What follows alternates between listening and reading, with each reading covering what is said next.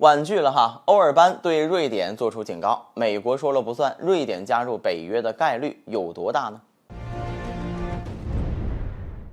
大家好，欢迎来到振宇在线。随着俄乌冲突爆发，原本自诩中立的国家纷纷倒戈，无论是芬兰、瑞典还是瑞士，似乎呢都在制裁俄罗斯这件事情上有着一种脱不掉的使命感。瑞士大张旗鼓地表示将会跟随美国一同处理俄罗斯冻结在西方的资产，而芬兰与瑞典直接表明俄乌冲突危及自身安全，寻求北约庇护。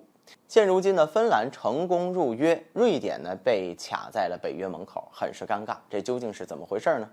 我们都知道，芬兰、瑞典入约这件事呢，美国说了不算，要整个北约的所有国家一致同意后才作数。而瑞典在入约这条路上碰到了两个拦路虎，一个是土耳其，另一个是匈牙利。此前呢，埃尔多安向瑞典政府开条件，如果想加入北约，就得满足土耳其的条件，只要瑞典对土耳其解除禁运、引渡政治犯，就能点头。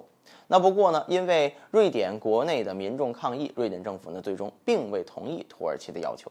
本以为这件事情暂时搁浅，谁能够料到事情呢持续的发酵，瑞典反对派政客呢焚烧土耳其宗教书籍，惹怒了埃尔多安。埃尔多安直言，瑞典要加入北约，在我这儿不同意。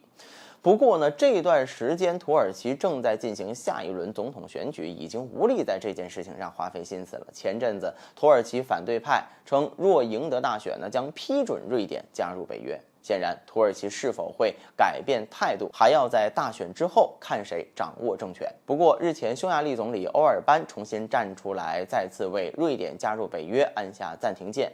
据悉呢，欧尔班表示，匈牙利要在瑞典加入北约之前，先解决已经存在的严重争端。简言之呢，就是问题不解决，匈牙利呢不会同意瑞典加入北约。事实上，瑞典加入北约需要解决的问题远不止如此。其中呢，国防和军事预算、地缘政治的局势、传统中立的政策、军队结构还有装备等问题，倘若其中一个环节出现了问题，都是对入约造成的重大影响。试问，美国的话不好使，欧尔班摆明态度，瑞典加入北约的概率能有多大呢？个人觉得，瑞典加入北约只是时间上的问题。那接下来呢，我们不妨来简单分析一下。首先呢，我们需要明白的是，在瑞典加入北约这件事情上面呢，只有2个国家尚未批准。换句话来说呢，北约一些主导国家，例如美、英、德，都十分的乐意见到北约能够吸收瑞典。而胳膊拧不过大腿这个道理呢，想必各位呢都能够明白。其次呢，土耳其和匈牙利反对瑞典加入北约，并不存在不可调和的矛盾。相比之下呢，双方更像是交易没达成，撕破脸面。一旦给出的筹码双方都满意，这个死结呢也就被盘活了。最后，芬兰加入北约会给瑞典带去一定积极的作用，保不齐呢会做出妥协和让步。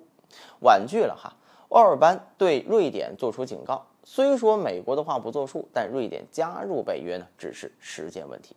好了，本期节目就到这里，欢迎大家点赞分享精彩的评论。